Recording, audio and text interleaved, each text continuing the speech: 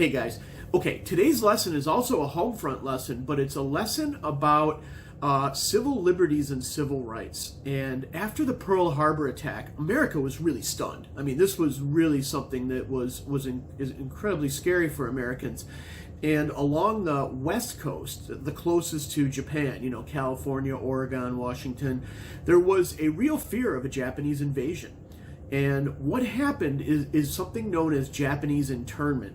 The military determined that the west coast of the United States could really be at risk, either of sabotage or a Japanese invasion.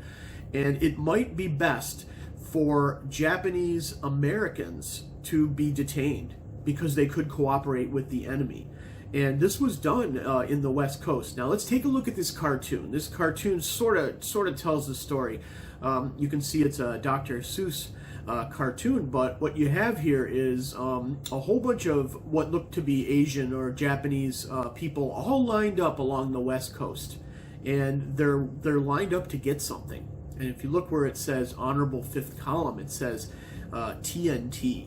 So in other words, helping the Japanese with a possible invasion. The man on the roof is looking out toward, you know, Japan, and the title is Waiting for the Signal from Home.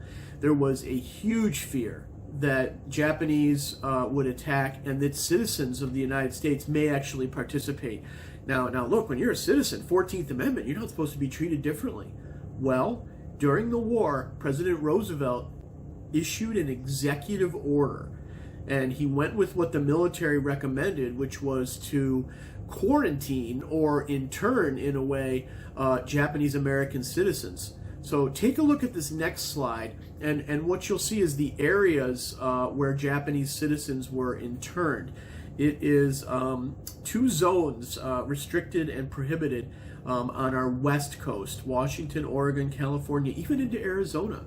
And very hastily, when this order passed, very quickly, Japanese Americans were told to get their stuff and report to the nearest train station and, you know, get your affairs in order because you're going to be relocated. And the relocation camps, and here's a map, were set up in different areas way far from the coast. You can see some of them as far west as the state of Arkansas. And the Japanese were allowed to take their possessions, and they were to travel with their families, but it was extremely scary. Here are some pictures of Japanese Americans going to the train stations to get to the camps, and they all have tickets around their necks. They all have their baggage and their luggage as well. It's controversial because they're not Japanese tourists. They're not Japanese citizens. They're American citizens. And people had to sell their businesses. They had to figure out who was going to take care of pets or their homes. It was incredibly disruptive. And this was a few 100,000 Japanese Americans that did this. And I'm going to give you a clip to look at. You can see here some different pictures of people selling their, you know, their stores and things there. But it was something that was shocking to the citizens of America, of Japanese ancestry. Okay, was this an American thing to do? At the time the president went with it, we look back on it and say, whoa, that's a real invasion of your civil rights. You know, even if you were born in Japan but became a citizen, that doesn't mean that, you know, you're disloyal.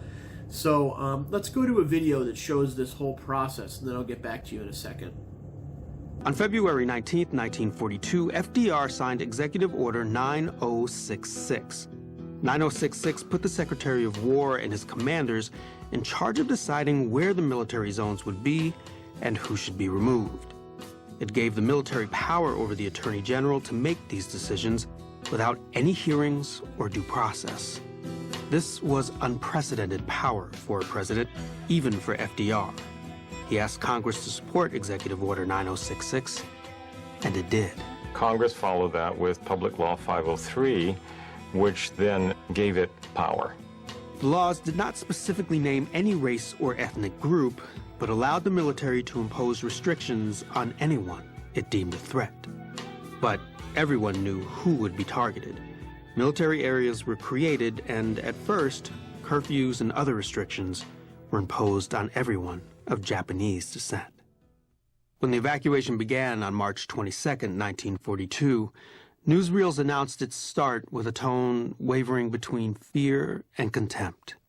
This one, called Out They Go, never mentions that 2/3 of the evacuees were American citizens, but refers to them by a word we'd never use today. Japs evacuate vital West Coast areas for the national security. At Los Angeles, 36,000 Japs see the handwriting on the wall and sell out their goods before their voluntary departure. The evacuation wasn't voluntary, it was the law. And before it even began came mayhem, theft, and loss. People were only allowed to take to the camps what they could carry on their backs. They had to make arrangements to store or get rid of everything else they owned on short notice. The lucky ones got 2 weeks, some only a few days. Most Japanese Americans had to leave their properties behind. There's lots of incidents when, they were cheated or they weren't given full value for their property. There were a lot of fire sales that happened, so they had tremendous losses. A congressional report 40 years later detailed some of the loss.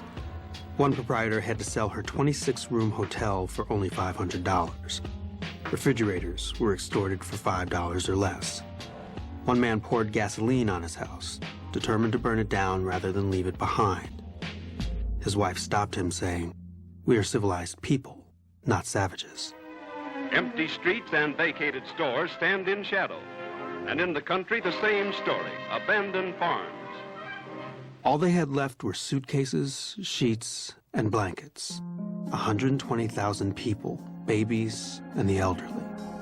They were searched, some were even tagged. No one knew if they were going to be deported or how long they would be in prison because there were no trials, no hearings, and there was no due process to inform them. They didn't know what the intention of their government was toward them, and they didn't know what the future held. The evacuation took almost 18 months. 8,000 actually moved east to parts of the country outside of the military areas to avoid internment. The whole thing took place in stages. First, evacuees were taken by buses, cattle trucks, and trains to nearby assembly centers where they would be checked in for a few weeks before being shipped out to the more permanent internment camps. Assembly centers were oftentimes temporary shelters in fairgrounds and sometimes in horse racing tracks. The conditions were exceedingly rough. Horse stalls that were hastily cleaned up of the manure and the smell and so forth. The first thing we had to do was to make our own mattresses. Norman Mineta was born in San Jose, California. He grew up to be a congressman and the first Asian American to serve in the cabinet. He served under both President Clinton and President Bush. The idea that their own government thought them to be disloyal. This was a yoke of shame that was borne by the Japanese American population from that time on. This is what we would do to show this country the extent of our loyalty. John Tateshi was born in South Central Los Angeles. We'll give up everything. We'll sacrifice everything we own and all of our futures and go quietly into these camps. It was astounding. People were confined in camps at some point from May of 1942 to as late as 1946. But at first, many camps weren't even ready.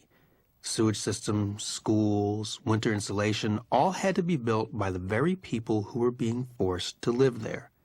Most were in the desert, where sandstorms were common.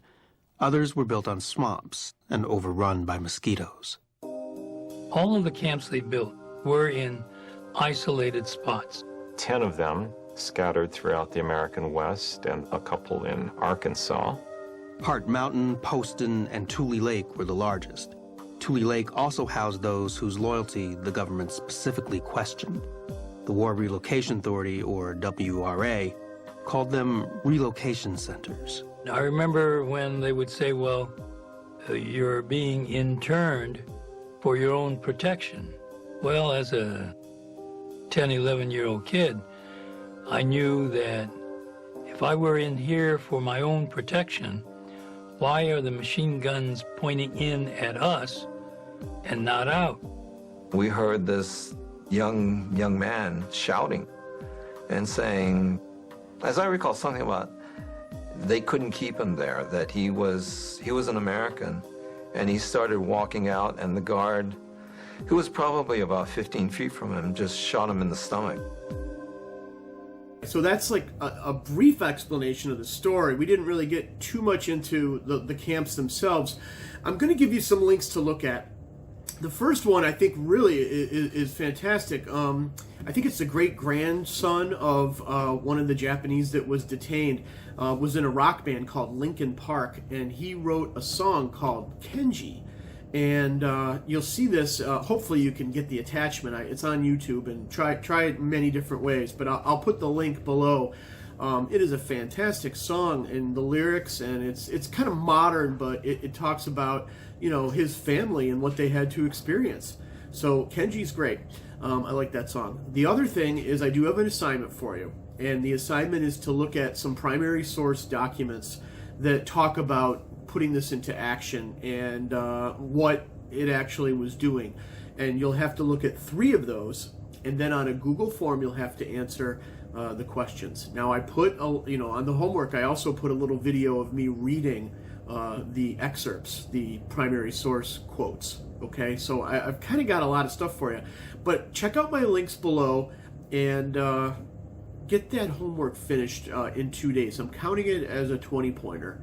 Okay, and we'll get back to you tomorrow with some other stuff. We're going to get back into the war itself, and how do you win? You got to fight on this side against the Germans and this side against the Japanese, and how did we do it? Okay, so I'll get back to you a little bit later. Okay.